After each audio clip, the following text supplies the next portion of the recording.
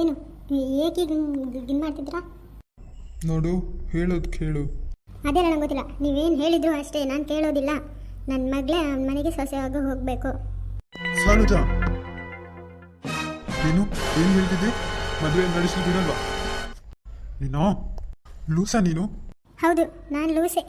ನನ್ನ ಇಷ್ಟು ದಿವಸ ನನಗೆ ಒಳ್ಳೇದು ಮಾಡ್ತಿದ್ಯಾ, ನನ್ನ ಮಗಳನ್ನ ನಿನ್ನ ಮನೆ ಸೊಸೆ ಮಾಡ್ಕೊಳ್ತೀಯಾ ಅಂತೆಲ್ಲ ಅನ್ಕೊಂಡಲ್ಲ. ನಾನು ಲೂಸೆ ಬಿಡು. ನಿಂಗೆ ಯಾಕೆ ಅರ್ಥ ಆಗ್ತಾ ಇಲ್ಲ? ನೀನೊಬ್ಳು ಹೇಳಿದ್ರೆ ಸಾಕಾ ನನ್ನ ಮನೆ ಸೊಸೆ ಅಂತ? ನಾನು ಆ ಥರ ಹೇಳುವಾಗೆಲ್ಲ ನೀನು ಸುಮ್ಮನೆ ತಾನೇ ನಿಂತ್ಕೊಂಡಿದ್ದೆ.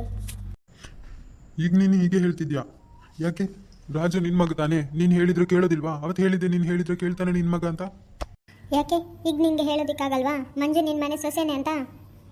ಹುಚ್ಚಿ ಥರ ಆಡ್ತಿದ್ಯಲ್ಲೇ. ಅಣ್ಣ ಅಂತ ಹೇಳಬೇಡ, ಹಾಗೆ ಒಂದು ಇಡ್ಬಿಡೋಣ ಅಂತ ಅನಿಸ್ತದೆ. ಲೂಸು ಮಾತ್ರ ಮಾತಾಡ್ಕೊಂಡು. ಲೂಸು ಎಲ್ಲ ಹೇಳ್ತಿದ್ಯಾ ಈಗ. ಲೂಸ್ ಅಂತ ಹೇಳಿದ್ರೆ ಆದರೂ ಪರವಾಗಿಲ್ಲ, ಹೊಡಿತೀನಂತ ಬೇರೆ ಹೇಳ್ತಿದ್ದಾನಲ್ಲ. ಇವ್ನು ಇಷ್ಟೊಂದು ಕೋಪ ಮಾಡ್ಕೊಂಡದ್ದು ಯಾವತ್ತೂ ನೋಡಲಿಲ್ವಲ್ಲ. ಏನು ನಾನು ಹೇಳಿದ್ರೆ ಅವನು ಕೇಳ್ತಾನಾ? ಇದೇನು ತರಕಾರಿ ಸಾಂಬಾರು ಮಾಡ್ಲಿಕ್ಕೆ ತರಕಾರಿ ತಗೊಂಡು ಬಾ ಅಂತ ಹೇಳೋದಾ? ಇದು ಮದುವೆ, ಇದು ಅವನಿಷ್ಟದಂತೆ ನಾವು ನೋಡ್ಕೊಳ್ಬೇಕು. ರಾಜುಗೆ ಆಲ್ರೆಡಿ ಪ್ರೀತಿ ಅಂದರೆ ತುಂಬ ಇಷ್ಟ. ರಾಜುಗೆ ಮತ್ತೆ ಪ್ರೀತಿಗೆ ಯಾವಾಗಲೂ ಮದುವೆ ನಿಶ್ಚಯ ಆಗಿದೆ. ನೀನೇ ಹುಚ್ಚರ್ ಥರ ಮಂಜು ಮತ್ತೆ ರಾಜು ಅಂತ ಹೇಳ್ಕೊಂಡು ತಿರ್ಗಾಡ್ತಿದ್ಯಾ. ಹುಚ್ಚರ್ ಥರನಾ? ಮತ್ತಿನ್ನೇನು? ನಾನು ನಿನ್ನ ಹತ್ರ ಏನು ಹೇಳಿದೆ? ಹಾಂ, ರಾಜು ಬರಲಿ, ಅವನಿಗೆ ಮತ್ತೆ ಪ್ರೀತಿಗೆ ಮದುವೆಗೆ ಅವನಿಗೆ ಓಕೆ ಇಲ್ವಾ ಅಂತ ಕೇಳೋಣ ಅಂತ ಹೇಳಿದೆ. ಅವನಿಗೆ ಒಂದು ವೇಳೆ ಇಷ್ಟ ಇಲ್ಲ ಅಂತಾದರೆ ಮಂಜು ನಮ್ಗೆ ಕೇಳ್ತೀನಿ ಅಂತ ಹೇಳಿದ್ದೆ. ಅದು ರಾಜು ಮದುವೆ ಇಷ್ಟ ಇಲ್ಲಪ್ಪ ಅಂತ ಹೇಳಿದರೆ ಮಾತ್ರ ಅಂತ ಹೇಳಿದ್ದೆ. ಅದೆಲ್ಲ ಹೇಳುವಾಗ ಕೇಳ್ಕೊಂಡು ಹಾಂ ಅಂತ ಹೇಳಿ ಈಗ ನೋಡಿದ್ರೆ ಮದುವೆ ನಿಲ್ಲಿಸ್ತೇನೆ ಅಂತ ಹೇಳ್ತಿದ್ಯಾ. ಇದೇ ಕೊನೆ. ಇನ್ನೊಂದು ಸತಿ ಏನಾದರೂ ನನ್ನ ಕಿವಿಗೆ ಮದುವೆ ನಿಲ್ಲಿಸ್ತೇನೆ ಅಂತ ಹೇಳು ಮಾತು ಏನಾದರೂ ಕೇಳಿ ತಂಗಿ ಅಂತ ನೋಡೋಲ್ಲ ನೀನು. ಈಗ ಯಾಕೆ ಕಳ್ತಿದ್ಯಾ? ಮಾಡೋದೆಲ್ಲ ಮಾಡಿಬಿಟ್ಟು ಅಳ್ತಾ ಕೂತ್ಕೊಂಡಿದ್ಯಾ. ಇಲ್ಲಿ ನೋಡು ಅಂತಿದ್ದೀನಲ್ಲ. ನೋಡು, ರಾಜು ಹೇಳಿದ್ದಾನೆ ಮಂಜು ಅನ್ನು ಒಳ್ಳೆ ಕಾಲೇಜ್ಗೆ ಸೇರಿ ನಾವು ಓದಿಸುವ ಅಂತ ಹೇಳಿದ್ದಾನೆ. ಅವಳು ಒಳ್ಳೆ ಕಳೀಲಿ ಮೊದಲು.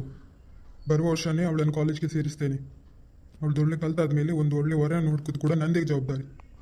ಇನ್ಮೇಲಾದರೂ ಈ ಥರ ಮಾತಾಡೋದನ್ನು ನಿಲ್ಲಿಸು. ಇನ್ನೊಂದು ಸತಿ ಏನಾದರೂ ಅವ್ನು ರಾಜು ಮದುವೆ ನಿಲ್ಲಿಸ್ತೇನಂತ ಏನಾದರೂ ನಿನ್ನ ಮನಸ್ಸಿನಲ್ಲಿದ್ದರೂ ಕೂಡ ಹೇಳೋದಿಲ್ಲ. ನಾಳೆ ಮಂಜು ನನ್ನ ತಂಗಿ ಮಗಳು, ನನ್ನ ಸೊಸೆನೇ ಯಾವತ್ತಿದ್ರು ಅವಳು. ಕೇಳಿತಲ್ಲ, ನಾಳೆ ರಾಜುವನ್ನು ಕರ್ಕೊಂಡು ಹುಡುಗಿ ನೋಡ್ಲಿಕ್ಕೆ ಹೋಗ್ತಿದ್ವಿ. ಬರೋದಾದ್ರೆ ಬಾ, ಒಳ್ಳೆ ಮನಸ್ಸಿಂದ ಬರೋದಾದ್ರೆ ಮಾತ್ರ ಬಾ, ಇಲ್ಲಾಂದ್ರೆ ಬರಬೇಡ. ಹೇಳಿದೆ ಅಲ್ಲ, ಒಂದೇ ಸತಿ ಹೇಳೋದು. ನನಗೆ ನನ್ನ ಮಗನೇ ಖುಷಿ ಮುಖ್ಯ. ಅಣ್ಣ, ಏನಣ್ಣ ಈಗ ಹೇಳ್ತಿದ್ಯಾ? ನನ್ನ ಮಗಳೇ ನಿನ್ನ ಮನೆಗೆ ಸೊಸೆಯಾಗಿ ಬರಬೇಕನ್ನೋ ಆಸೆ ಇತ್ತು, ಆದ್ದರಿಂದ ಈ ಥರ ಎಲ್ಲ ಆಗೋಯ್ತು. ಅದಕ್ಕೋಸ್ಕರ ತಂಗಿನೇ ಬೇಡ ಅಂತ ಬಿಟ್ಟು ಹೋಗ್ತಿದ್ಯಾ? ಹಾಗಿದ್ರೆ ತಂಗಿ ಮೇಲಿರೋ ಪ್ರೀತಿ ಇಷ್ಟೇನಾ? ಸರಿ ಅಳ್ಬೇಡ, ಅಳು ನಿಲ್ಸು ಅಂತ ಹೇಳ್ತಿದ್ದೀನಲ್ಲ. ನಾಳೆ ಬೆಳಿಗ್ಗೆ ಬಂದುಬಿಡು. ಸರಿನಾ? ಸರಿ ಅಂತ ಹೇಳು. ನಾನು ಮಾತಾಡಿದ್ದೆಲ್ಲ ಏನು ಮನಸ್ಸಲ್ಲಿ ಇಟ್ಕೋಬೇಡ. ಸರಿ, ನಾನು ಇನ್ನು ಹೊರಡ್ತೀನಿ. ಹಾಗೆ ನಾವು ನಾಳೆ ರಾಜುಗೆ ಮದುವೆ ಹೆಣ್ಣು ನೋಡ್ಲಿಕ್ಕೆ ಹೋಗ್ತಿದ್ದೀವಿ. ನೀವು ಬಂದುಬಿಡಿ. ಹಾಂ ಸರಿ, ನಾನು ಇನ್ನು ಬರ್ತೀನಿ. ರೀ, ಅವ್ನು ನನ್ನನ್ನು ಅಷ್ಟು ಬೈತಾ ಹೋಗ್ತಿದ್ದಾನೆ. ನೀವು ನೋಡಿದ್ರೆ ಹಾಗೆ ಕಂಬ ಥರ ನಿಂತು ನೋಡ್ಕೊಂಡಿದ್ದೀರಲ್ಲ. ನೀವೆಲ್ಲ ಒಂದು ಮನುಷ್ಯನೇನ್ರಿ? ಹಾಂ, ನಂಗೆ ಒಳ್ಳೆ ಗಂಡ ಆದರೂ ಆಗ್ಲಿಕ್ಕಾಗ್ತೀರಾ? ಮನುಷ್ಯನ ಗಂಡನಾಗಿರೋದಕ್ಕೆ ನಾನು ಹೀಗೆ ನಿಂತ್ಕೊಂಡು ನೋಡ್ತಾ ಇದ್ದೀನಿ. ಇಲ್ಲದಿದ್ದರೆ ನೀನು ಮಾತಾಡಿದ್ದಕ್ಕೆ ಇಡ್ಸುಡಿ ಹಿಡ್ಕೊಂಡು ಬಂದು ಹೊಡಿತಿದ್ದೆ.